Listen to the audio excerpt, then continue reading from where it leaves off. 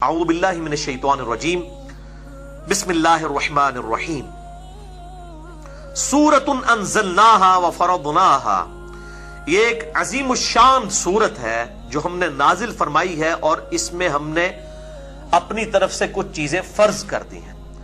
یہ شاہانہ انداز کسی اور سورت کا نہیں ہے جو اس سورت کا آغاز ہے کہ یہ وہ عظیم الشان سورت ہے جو ہم نے نازل فرمائی اور اس میں ہم نے احکام مقرر فرمائے، ظاہر بڑے اہم احکام آنے والے ہیں۔ وَأَنزَلْنَا فِيهَا آیَاتٍ بَيِّنَاتٍ، اور اس میں ہم نے نازل فرمائی ہیں اللہ تعالیٰ کی روشن آیات، لَعَلَّكُمْ تَذَكَّرُونَ، تاکہ تم نصیحت حاصل کر سکو۔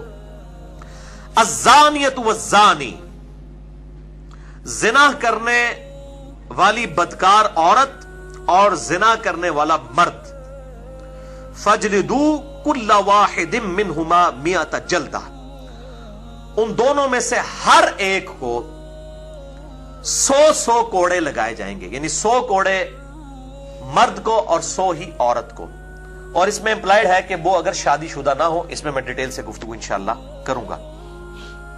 وَلَا تَأْخُذْكُمْ بِهِمَا رَأْفَةٌ فِي دِينِ اللَّهِ، اور دیکھنا اللہ تعالی کی طرف سے یہ سزا اسٹیبلش کرتے ہوئے، یہ حدود جاری کرتے ہوئے تمہارے دل میں کسی کے لیے نرمی نہ آ جائے، جو صحیح بخاری اور صحیح مسلم کی متفق علیہ حدیث ہے اور مشکات میں بھی موجود ہے، حدود میں جو نرمی کرنے والے معاملات ہیں اس چیپٹر کے اندر، کہ آپ صلی اللہ علیہ وسلم کے پاس ایک فاطمہ نامی عورت، اس کی چوری کا مقدمہ پیش کیا گیا اور اس کے لیے سفارش کی گئی اسامہ ابن زید کے ذریعے سے۔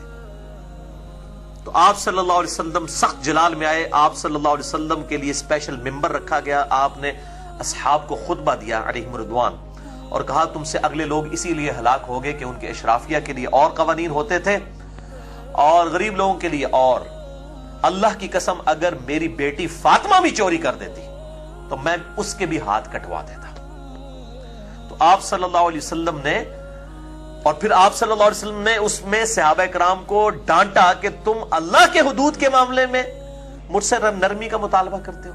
تو آپ صلی اللہ علیہ وسلم رحمت للعالمین تھے، کوئی شک نہیں ہے، لیکن جہاں اللہ کی حدود آتی تھی وہاں پھر رحم والا معاملہ نہیں ہوگا، بلکہ پھر اللہ تعالیٰ کی جو حدود ہیں ان کو اسٹیبلش کرنا ہوگا، ان کو جاری کرنا ہوگا۔ تو یہ دو الگ چیزیں ہیں، ان کو بات کو سمجھیں۔ تو یہاں قرآن حکیم میں ہے کہ ذرا تمہارے دل میں نرمی نہ آئے، ذرا رحم نہ آئے اس معاملے میں، اللہ کے دین کی اس سزا کو اسٹیبلش کرتے ہوئے، ان کنتم تؤمنون باللہ، اگر تم واقعی اللہ پر ایمان رکھتے ہو، والیوم الآخر، اور آخرت پر تمہیں ڈر ہے کہ اللہ کے حضور پیش ہوگے تو تم یہ حرکت نہیں کرو گے کہ تمہارے دل میں نرمی آ جائے۔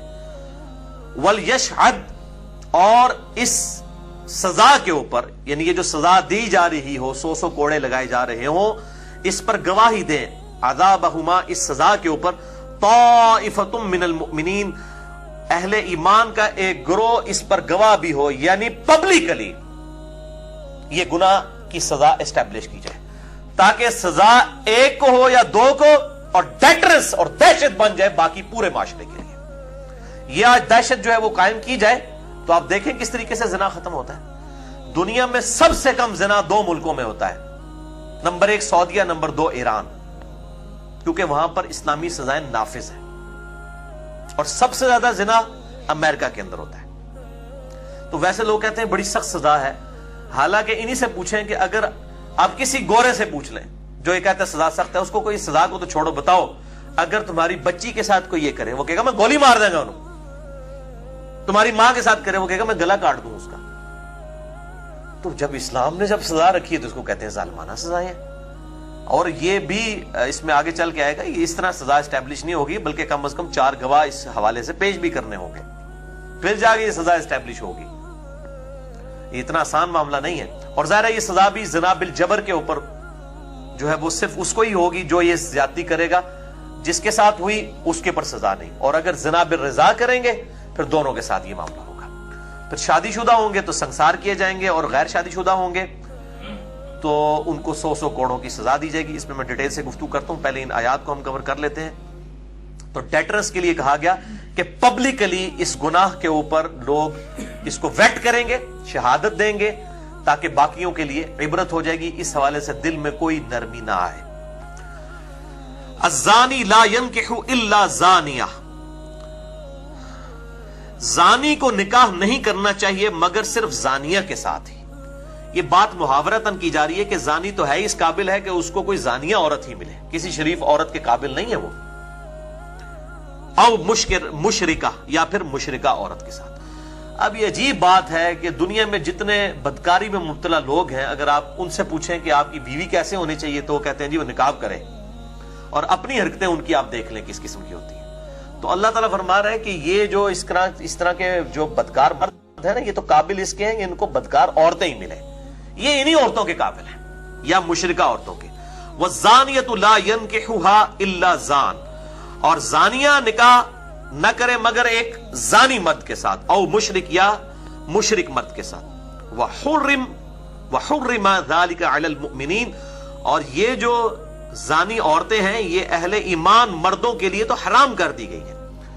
الا یہ ہے کہ کوئی عورت توبہ کر لے بڑے سچے دل کے ساتھ اور وہ نیکی کے راستے کے اوپر آ جائے تو پھر اس کو ظاہر ہے اس گناہ کے اوپر آر نہیں دلائی جائے گی.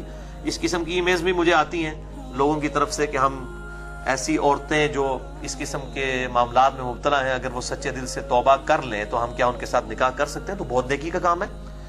اور لیکن ان کو پھر اس ماحول سے دور رکھا جائے کیونکہ ایسی عورتوں کو پھر اس قسم کی برائی کی عادت پڑ چکی ہوتی ہے. تو نیکی کا کام ہے اگر وہ توبہ کر لیں. والذین یرمون المحصنات، اور جو کوئی تہمت لگاتے ہیں محسنہ پاک باز پاک دامن عورتوں پر، ثم لم یأتوا باربعۃ شہداء، اور اس کے بعد وہ 4 گواہ نہیں پیش کر سکتے.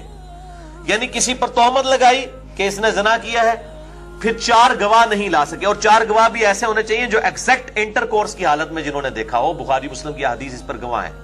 صرف ایک بسترے پر دیکھنے سے ان کے اوپر حد نہیں جاری ہوگی بلکہ انٹر کورس کی حالت میں، اور 3 بھی اگر دیکھیں گے چاہے وہ 3 دیکھنے والے صحابی کیوں نہ ہو تب بھی اسٹیبلش نہیں ہوگی جب تک 4 گواہ پورے نہیں ہوں گے، کیونکہ سزا بہت سخت ہے. اس لیے پھر اصل میں اسلام کنڈیم کرتا ہے کہ اگر کوئی یہ برائی دیکھ بھی رہا ہے اس کا اوپر پردہ ڈال دے. وہ بخاری مسلم میں احادیث آ رہی ہے تاکہ معاشرے میں یہ چیز نہ پھیلے.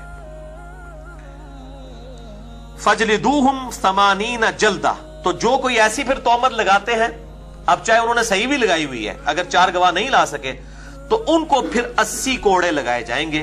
اب دیکھیں ان کو 100 کرنے والوں کو 80 انہوں نے بھی نیڑے ہی انہیں کہ تقریباً ہے نا، تاکہ بھائی تجھے کیا ضرورت تھی اس گناہ کو عام کرنے کی، عدالت میں پیش کرنے کی، تو نے کون سے اس سے نیکی کما لی ہے، بجائے یہ کہ ان کو سمجھاؤ ٹھیک ہے توبہ کر لیں. اور یہ بھی یاد رکھیں کہ زنا جب عدالت میں رپورٹ ہوگا نا اسی وقت اور گواہوں کے ساتھ پھر اس کے اوپر معاملات آگے جاری ہوں گے. اگر مرد و عورت نے زنا کیا اور انہوں نے اکیلے میں اللہ سے توبہ کر لی تو یہ توبہ کافی ہوگی، ان کے اوپر حد جاری کرنا ضروری نہیں ہوگا. ونس عدالت میں معاملہ رپورٹ ہو گیا پھر جو ہے ان کے اوپر حد جاری ہوگی اگر وہ اعتراف جرم کر لیتے ہیں. اور یہ ضروری نہیں اگر کسی سے گناہ ہو گیا تو جا کے اعتراف جرم کرے. آپ صلی اللہ علیہ وسلم نے اس کو بھی ناپسند فرمایا. آپ کے سامنے اس طرح لوگ آئے اور آپ نے ان سے روح انور پھیر لیا اور فرمایا جاؤ توبہ کرو، اللہ تعالیٰ معاف کرنے والا ہے، جب تک کہ انہوں نے 4 دفعہ اپنے خلاف خود گواہی نہیں دے دی. میں بخاری مسلم کی حدیث بھی اس میں پیش کروں گا. تو اس حوالے سے لوگ پوچھتے بھی ہیں تو توبہ کریں اور اللہ کی طرف رجوع لائیں.